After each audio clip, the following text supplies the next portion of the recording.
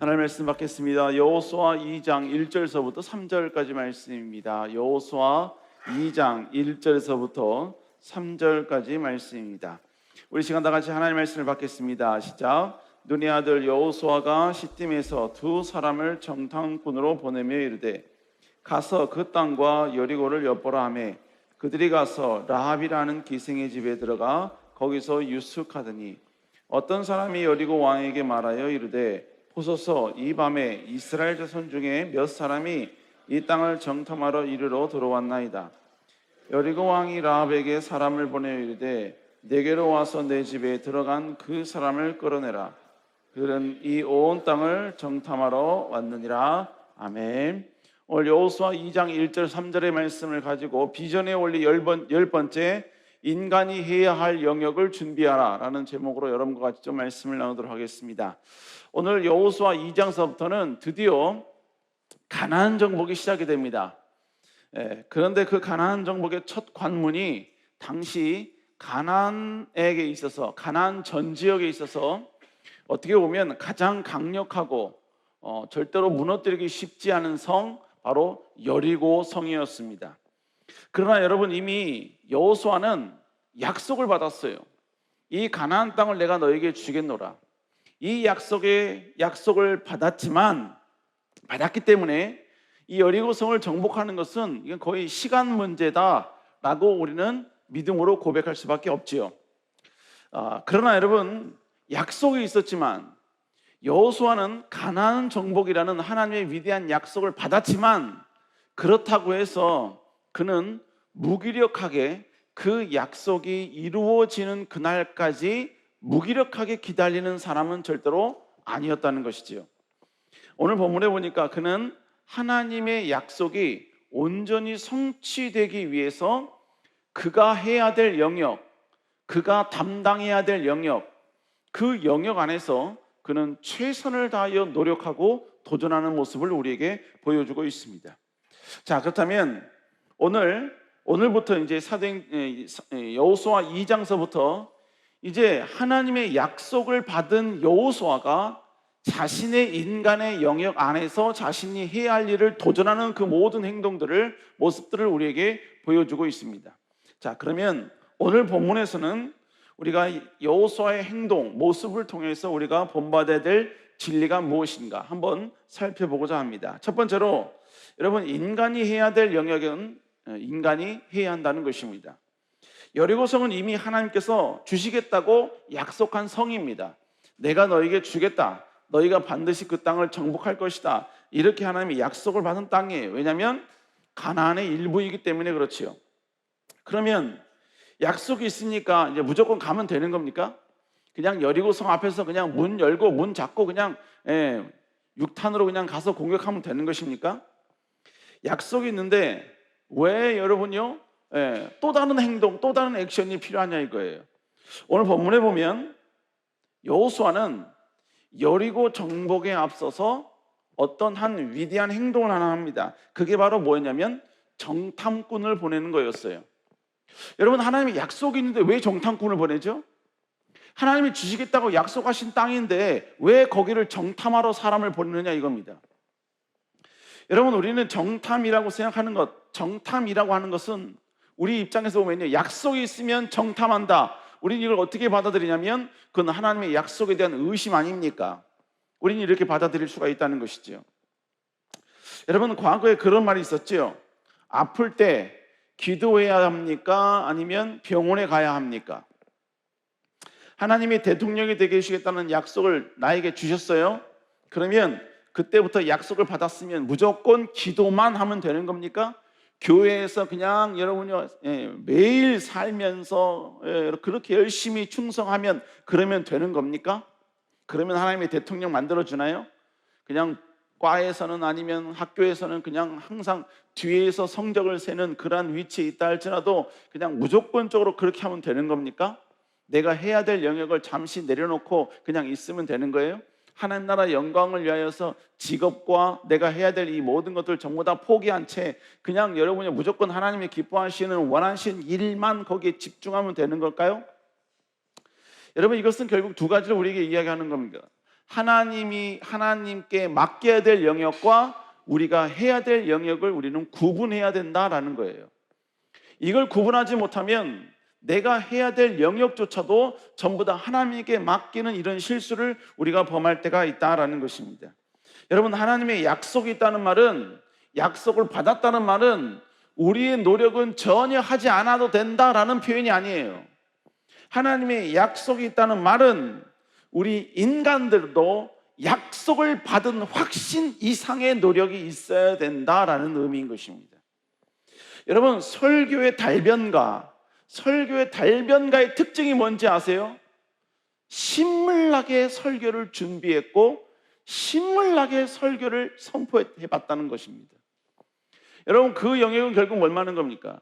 내가 하나님의 말씀을 묵상하고 거기에 최선을 다하고 준비하고 선포하면서 수없이 많은 실수도 해보고, 여러분, 그러면서 점점 설교에 대한 대가가 되어가는 거예요. 여러분, 결국 뭐예요? 설교를 준비하는 영역, 이건 내가 해야 될 영역이라는 것입니다. 하나님이 해야 될 영역에서는 내가 순종을 해야죠. 하지만 인간이 해야 할 영역에서는 인간은 준비를 해야 합니다. 거기에 도전을 해야 되고 거기를 여러분 최선을 다해서 노력을 해야 한다는 것이지요. 이미 가나안 땅은 하나님께서 그들에게 약속하셔 주신 땅이라 할지라도 그 약속된 땅을 얻기 위해서 그 모든 준비는 이스라엘 백성들의 몫이라는 것입니다. 칼도 만들어야 됩니다. 방패도 준비해야 돼요.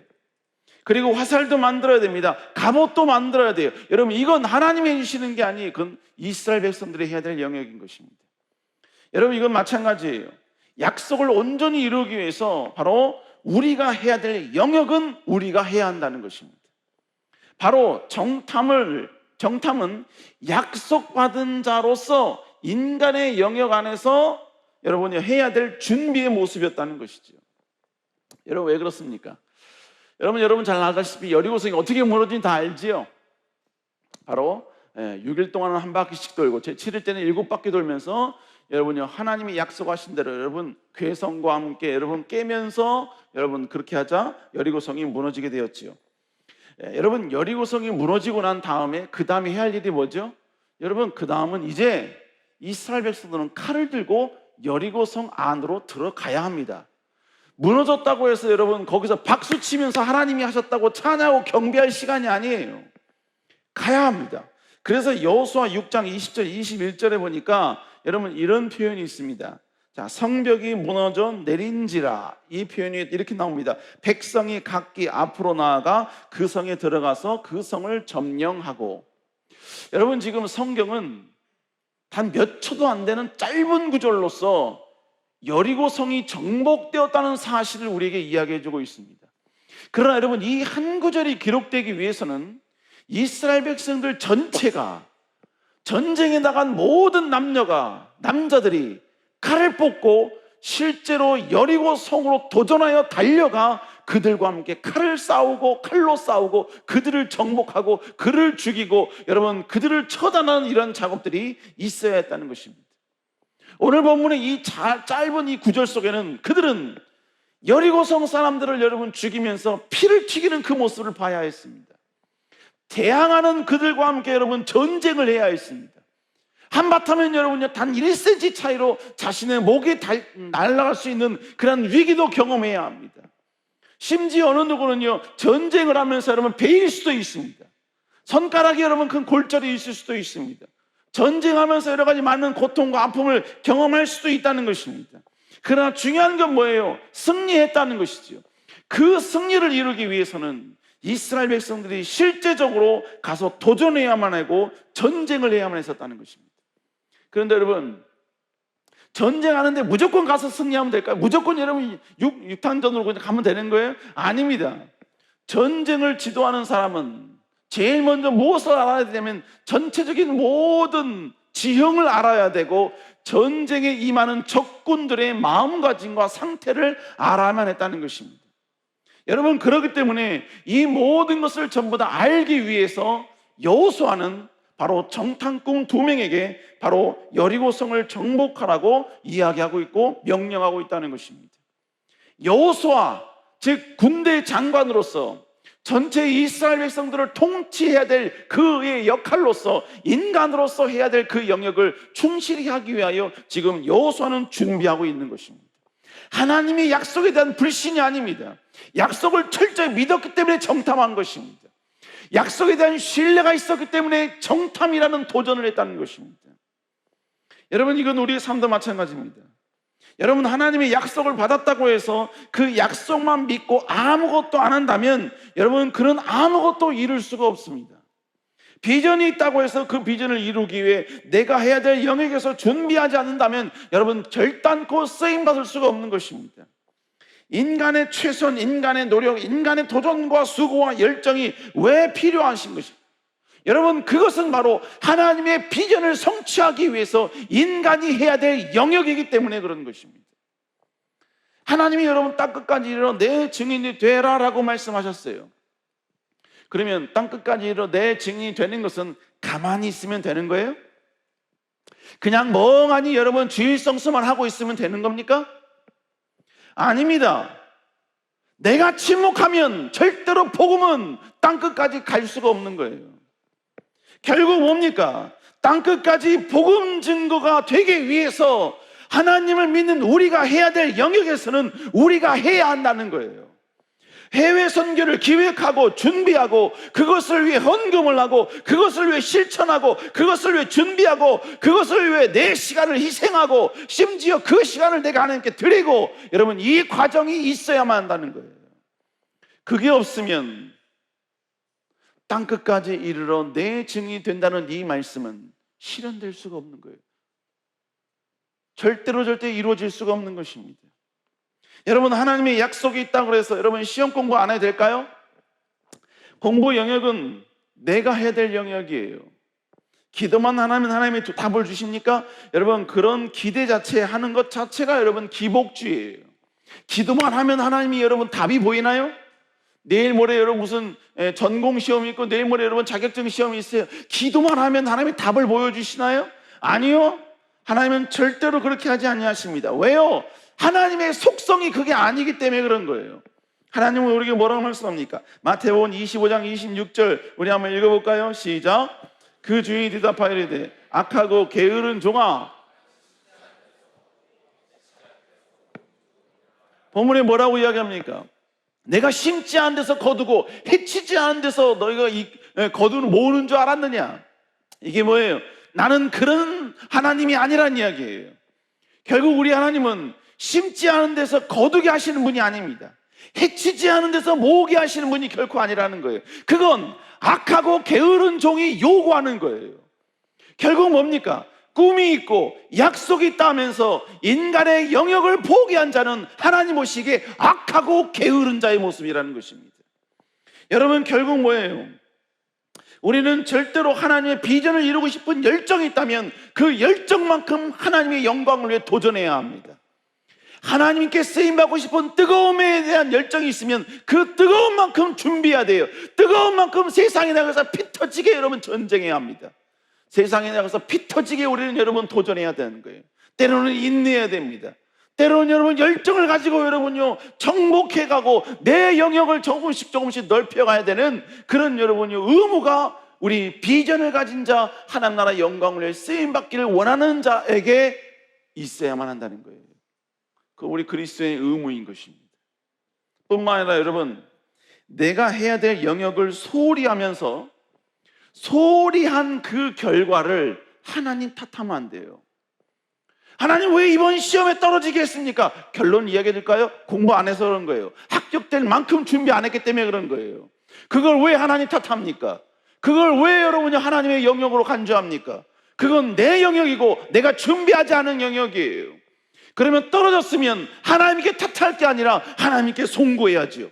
하나님, 내가 하나님 나라 영광을 위해 도전해야 되는데 도전하지 않는 하나님의 비전이 없는 자가 나보다 더 열심히 하여 이 합격을 했습니다. 합격하지 못한 이 죄를 용서하십시오. 다음에 더 열심히 하겠습니다. 여러분, 내가 열심히 하지 못한 영역을 하나님의 영역, 하나님의 부족함으로 여러분 다시 치환해서는 안 되는 거라는 거죠. 진정한 그리스도인은 하나님이 주신 꿈과 약속에 대한 확신을 갖되 그 확신이 현실화되도록 우리의 영역에서 최선을 다하는 자가 되어야만 한다는 것입니다. 사랑하는 성도 여러분, 그렇기 때문에 우리 그리스도인은 죽을 때까지 최선을 다해야 돼요. 죽을 때까지 여러분 열심을 해야 됩니다. 죽을 때까지 여러분이요 멈추면 쉬면 안 돼요. 꿈이 이루어졌으면 쉬어도 됩니다. 그러면 아이러니한 게 하나님이 주신 꿈의 속성이 뭔지 아세요? 하나님이 주신 꿈은 꿈을수록 그 꿈을 간직하면 간직할수록 그리고 이루면 이룰수록 그 꿈은 더 커진다는 거예요. 더 웅장해진다는 거예요. 그러면 그럴수록 우리는 더 많은 걸 준비해야 되는 거예요. 더 많은 걸 도전해야 되는 것입니다. 우리 사랑하는 여러분, 이런 여러분 될 수 있기를 다시 한번 주 이름으로 축복합니다. 두 번째로, 과거의 실수를 현재를 살펴보는 도구로 사용해야 된다는 거예요. 오늘 본문에 보면 여호수아는 여리고성에 2명의 정탐꾼을 보냅니다. 여호수아 2장 1절 한번 읽어볼까요? 시작. 시팀에서 2사람을 정탐꾼으로 보내며 이르되 가서 그 땅과 여리고를 엿보라 하매 그들이 가서 랍이라는 기생의 집에 들어가 거기서 유숙하더니 여호수아는 전쟁에 앞서 정탐꾼을 여리고성에 보냅니다. 여러분, 정탐꾼 하면 무슨 생각이 듭니까? 정탐꾼 하면 여러분이 정탐꾼 하면 자연스럽게 여러분 민수기 13장에 나오는 사건이 생각나지 않아요? 바로 가데스 바네아 사건입니다. 가데스 바네아에서 여러분 모세는 각 지파 가운데 한 사람씩 뽑아서 40일 동안 정탐을 시켰습니다. 여러분, 그리고 그 정탐꾼이 와서 부정적 보고를 했지요.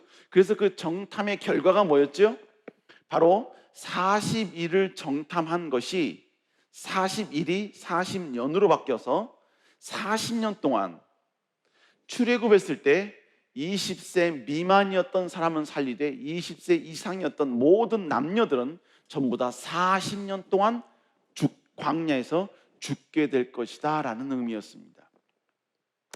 여러분, 지난 가까운 시일 전에 담임 목사님께서 40년 동안 60만이 죽으려면 하루에 거의 100명씩 죽어야 된다라는 말씀을 전하셨죠. 결국 뭐예요? 이동하면서 사람이 죽는 것이고 그리고 멈추는 순간 수많은 사람들이 죽어가는 거예요. 장사를 지낼 시간이 없습니다.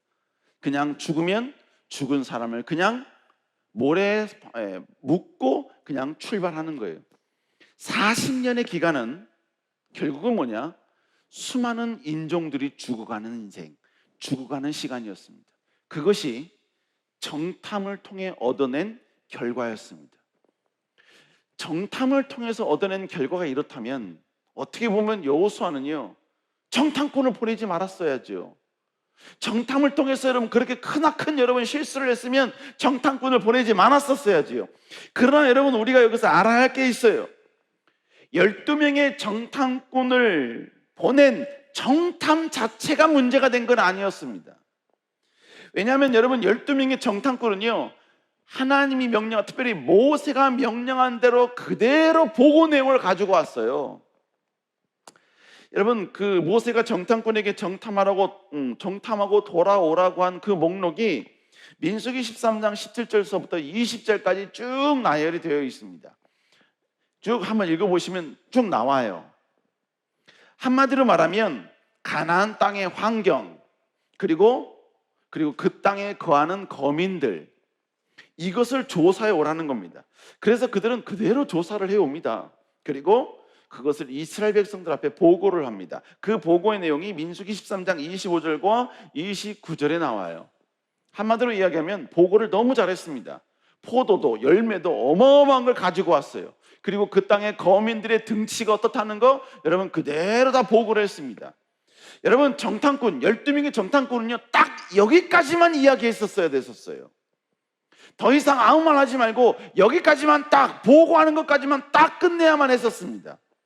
그래서 여러분 12명의 정탐꾼이 보고가 다 끝나고 나자마자 29절에 끝나는데 30절에 갈렙이 여러분요 툭 치고 들어옵니다. 갈렙이 뭐라고 합니까? 읽어볼까요? 시작. 갈렙이 모세 앞에서 백성들을 조용히 하고 이르되 우리가 곧 올라가서 그 땅을 취하자. 능히 이기리라. 능히 이길 수 있다는 거예요. 능히 이길 수 있다. 그러자 이 갈렙의 말에 이어지자마자 끝나자마자 바로 10명의 정탐꾼의 부정적인 이야기가 나옵니다. 우리 한번 31절 읽어볼까요? 시작. 그와 함께 올라갔던 사람들은 이르되 우리는 능히 올라가서 이 백성을 치지 못하리라. 그들은 우리보다 강하니라. 여러분, 지금 이 고백은요, 그들의 신앙이었습니다. 이들은 팩트만 전했으면 됐었어요. 여리고성은, 가나안 땅은 이렇다, 가나안에 살고 있는 사람들은 이렇다, 여기까지만 이야기했으면 좋았는데 이들은요, 여기다가 하나님에 대한 불신의 신앙을 섞어서 온 이스라엘 백성들에게 선포를 해옵니다. 안 된다는 거예요. 부족하다는 거. 우리는 가면 다 죽는다는 것입니다. 여러분, 바로 이 고백, 이들의 생각, 이들의 부정적 반응 때문에 바로 이스라엘 전 백성들이 애굽으로 돌아가자는 운동이 일어나게 되는 것이죠. 그러니까 여러분, 정탐의 문제가 아니라 정탐한 이후에 이 10명의 부정적인 보고가 문제였고, 그리고 그 10명의 부정적 보고를 받은 이스라엘 백성들이 반응을 부정적으로 했다는 것, 이게 문제였다는 것이죠. 정탐 자체는 문제가 되지 않다는 거예요. 여러분, 하지만 여호수아는 이 사건을 몸소 체험을 했습니다. 다 경험을 했어요.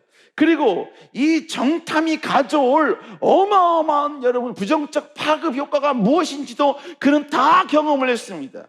그럼에도 불구하고 그는 하나님의 약속을 정복하기 위하여, 이루기 위하여 정복이라는 이 카드를 꺼냅니다. 그러나 여러분, 그는 이 정복이라는 이 카드를 꺼낼 때 과거의 경험을 다시 한번 되짚고 과거의 경험, 과거의 실수를 철저히 배제한 채 장점만을 도입을 해요. 그게 뭐냐? 첫 번째로 여러분, 그는 정탐꾼을 은밀히 보냅니다. 과거 12명의 정탐꾼을 보낼 때는요, 공개적으로 보냈습니다. 이스라엘 백성을 전체 모두가 다 알게 다 보냈어요. 그런데 여호수아는 절대로 공개적으로 정탐꾼을 부르지 않았어요. 은밀하게 그 두 사람을 정탐꾼으로 보냅니다. 여호수아 2장 1절 읽어볼까요? 시작. 눈의 아들 여호수아가 시딤에서 두 사람을 정탐꾼으로 보내며, 여러분, 시딤이라는 지역에서 정탐꾼을 보내고 있는 거예요. 왜 그랬죠? 공개적으로 정탐꾼을 보냈을 때 과거에 큰 실수를 했기 때문에 그렇죠. 두 번째로 여러분, 다수가 아닌 소수를 보냅니다. 오늘 본문에 보니까 여러분, 여호수아는 딱 2명만 보냅니다. 각 지파에서 여러분 여러 사람을 다 착출한 게 아니에요. 딱 2사람만 보내요. 여러분, 이 2사람은 결국 뭘 의미하지요? 12명 가운데 딱 2사람만 긍정적 보고를 했지요. 뭘 말하는 겁니까? 다수가 필요 없다는 거예요. 하나님의 위대한 역사를 이루는 데 있어서 다수가 다 필요 없이 정직하고 하나님의 뜻을 이루는 소수면 충분히 하나님의 뜻을 이룰 수 있다라고 그는 여러분 과거를 통해서 얻은 거예요. 그래서 그는 철저히 이 2사람만 보내게 되었다는 것이죠. 세 번째로 여호수아는요, 정탐꾼의 보고를 홀로 받습니다. 과거 12명의 정탐꾼들은 모든 이스라엘 백성들 앞에서 보고를 했어요. 그 12명의 보고가 이스라엘 백성들에게 여러분은 부정적으로든 때로는 긍정적으로든지 영향을 미칠 수 있는 파급력이 있었던 거예요. 여러분, 옛날에 과거에 이제 여러분, 제가 이제 지금 그 사건 이후로 이제 거의 안 합니다. 과거에 목사님이 설교 중간에도 몇 번이고 등장시키면서 소개했던 청년이 있었어요. 근데 저는 하나님 나라의 영광을 위해서 그 청년을 소개했어요. 그리고 영상으로도 몇 번인가를 청년들에게 소개했습니다. 그런데 이게 뭐가 됐냐면요, 청년들에게 그 간증한 사람, 간증한 청년의 말에 대한 권위를 느끼기 시작하는 거예요. 그래서 간증한 사람이 나와서, 간증했던 사람이, 또 목사님이 몇 번 거론했던 사람이, 그가 이야기하면 청년들이 그냥 그가 무슨 말을 하든지 간에 다 받아들이고 수용하는 거예요. 근데 걔가 여러분 나중에는 약간 신앙이 무너졌거든요. 무너졌음에도 불구하고, 시험 든 채로 이야기를 하고 있음에도 불구하고 청년들이 받아들이고 수용하더라는 거예요. 여러분, 제가 그 순간부터, 그걸 깨달은 순간부터 간증을 하나님 나라의 영광을 위해서 했는데, 하나님의 영광을 위해서 간증한 사람이 어떤 권위와 권세가 나타난다면 난 간증하지 않겠다. 앞으로 간증하지 않겠다. 여러분, 그래서 거의 대부분 제 설교에 누군가를 간증하는 것은 그때부터 서서히 끊기 시작을 했어요. 아예 없애버리기 시작을 했어요. 혹 하나님 나라의 영광을 위해서 간증할 때에는 그의 이름, 그의 기수, 그리고 그의 모든 존재를 완전히 여러분요 없애버린 채 간증을 하기 시작을 했습니다. 왜 그렇죠?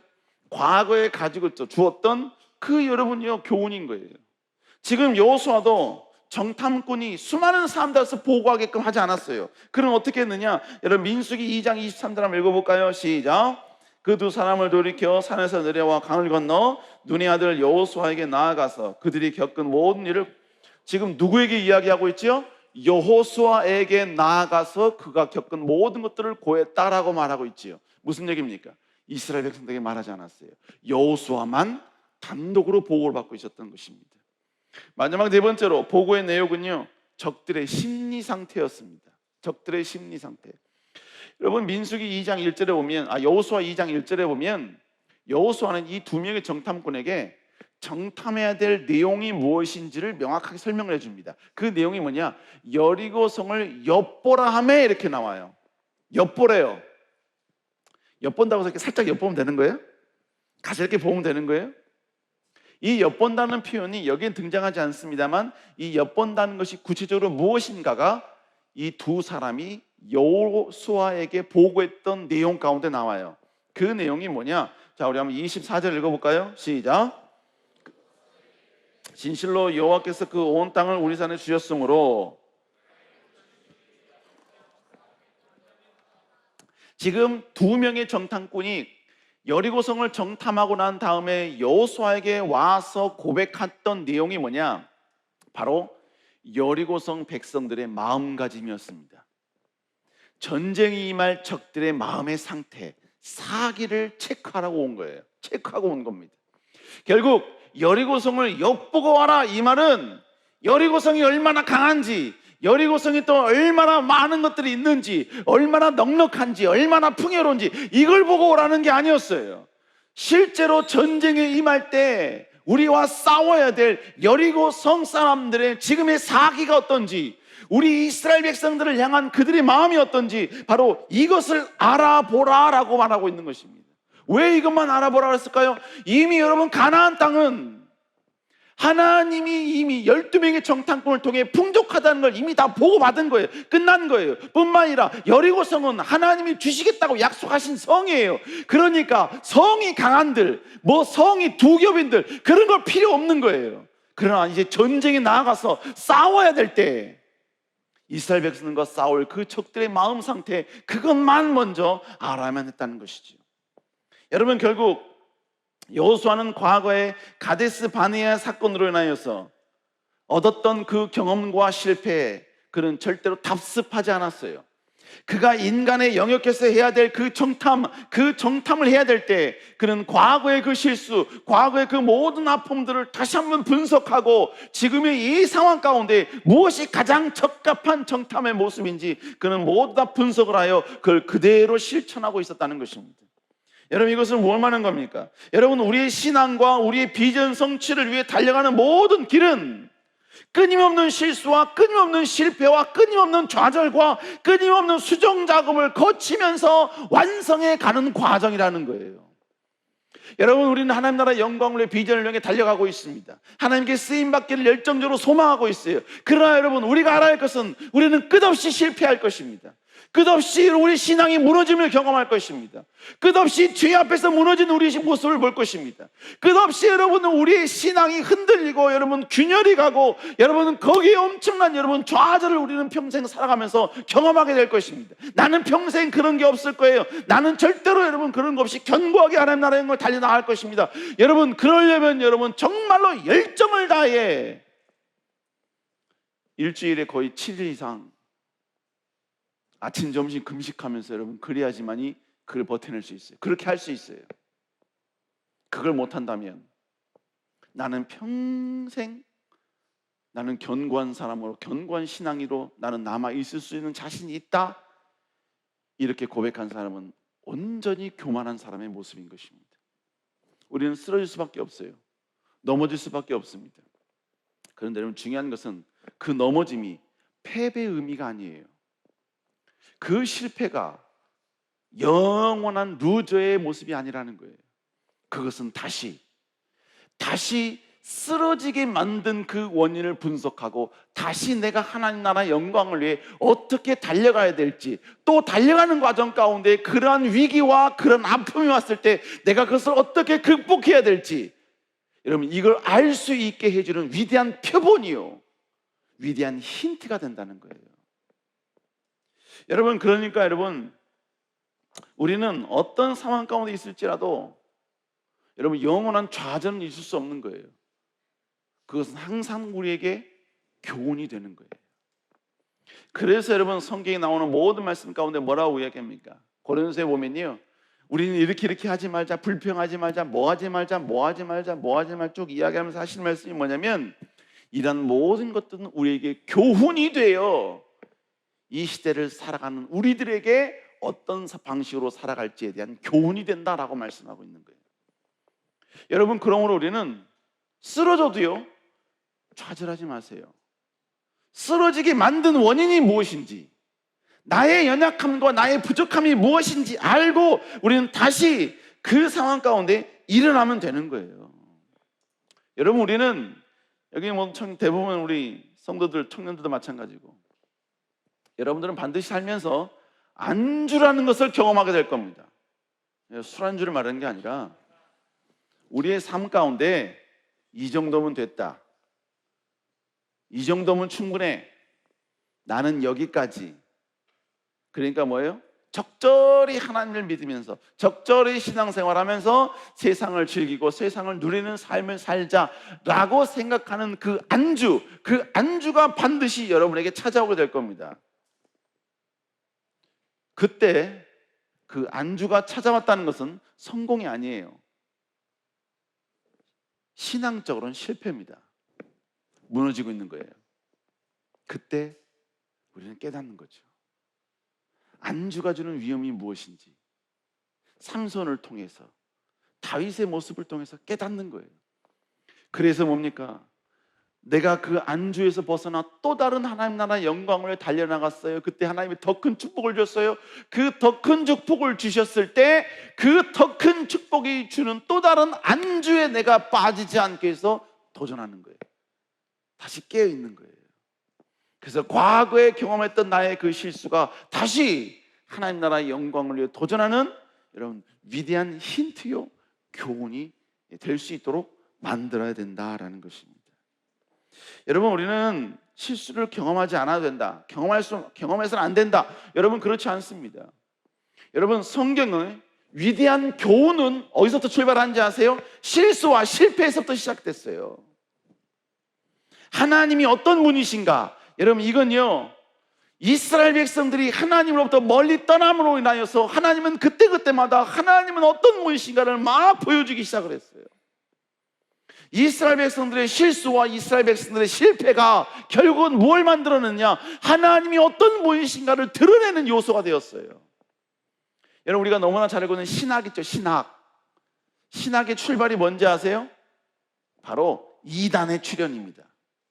이단이 출현하자 그 이단과 함께 싸우기 위해서 성경에 있는 말씀을 요약하고 연구하면서 여러분 정립시킨 게 바로 신학이에요. 결국 뭐 하는 겁니까? 우리도 여러분 실패를 경험할 수 있다는 이야기예요. 좌절을 경험할 수 있다는 이야기입니다. 그러나 우리는 그걸 통해서 다시 한번 하나님 나라의 영광을 위해서 일어나야 될 줄로 믿습니다. 그러므로 우리는 항상 우리 자신을 되돌아볼 수 있어야 돼요. 지금 내가 잘하고 있는가? 지금 내가 하나님 보시기에 정직한 길을 가고 있는가? 내가 지금 아무 일도 일어나지 않고 아무런 역사도 일어나지 않고 평범의 그 극치의 삶을 살고 있는데 지금 이러한 삶이 하나님 보시기에 정직한 삶인가? 우리는 한번 되돌아볼 필요가 있다는 것입니다. 또 뿐만 아니라 여러분, 우리는 완벽한 사람들이 아니에요. 완전한 사람들이 아닙니다. 우리는 실수를 통해 다시 한번 우리를 성장시키고, 실패를 통해 우리를 다시 업그레이드 시키고, 그러면서 점점점 주님 오시는 그날까지, 우리의 마지막 삶이 닿는 그 순간까지 여러분 끝까지 전진하면서 성장하면서 나아가야 되는 그런 사람들인 것입니다. 우리는 우리의 삶이 닿는 그 순간까지, 나를 부르신 그 목적을 이루는 그날까지 끊임없이 실수하고 그 실수를 통해 다시 수정 보완하는 험난한 인생길을 가야만 하는 그런 사람들이다라는 것이죠. 여러분, 그래서 사도 바울이 고백한 내용이 뭡니까? 고린도전서 15장 31절 읽어볼까요? 시작.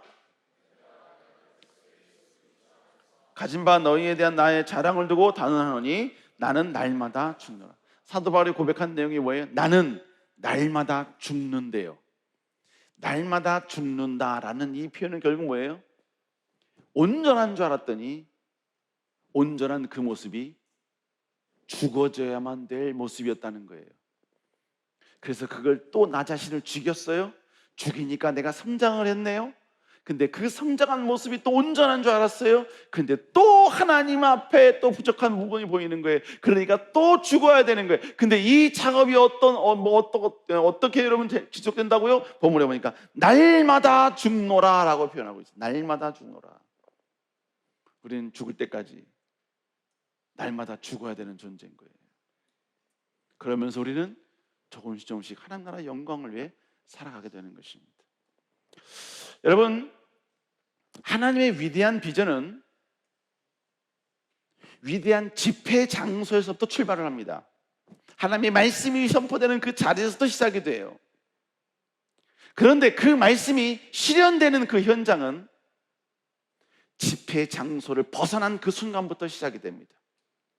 말씀의 선포가 있는 그 장소, 그 영역을 떠나는 순간부터 여러분들이 가장 하나님의 비전을 성취할 수 없는 최적으로 여러분이 타락한 저 세상에 나가는 순간부터 시작이 된다고요. 여러분, 그렇기 때문에 비전만 갖고 끝까지 살겠다라는 생각은 진짜 꿈으로 생각하는 사람이에요. 꿈이 되어서는 안 되죠. 무슨 얘기입니까? 꿈은 저 세상에 나아가 내가 해야 될 영역에서 하나님 나라의 영광을 위해 끊임없이 실패하면서 다시 그 실패를 다시 나의 성장의 도구로 삼아 도전하는 삶으로 살아가는 모습이 이어야만 된다라는 것입니다. 우리 사랑하는 여러분, 그러므로 우리 그리스도인에게는 영원한 실패는 없습니다. 영원한 좌절도 없어요. 영원한 루저도 없습니다. 시작하면 되는 거예요. 다시 출발하면 되는 거예요. 다시 하나님 바라보고 약속 바라보고 여러분 전진하면 되는 것입니다. 그럴 때 그를 통해 여리고성은 정복될 것입니다.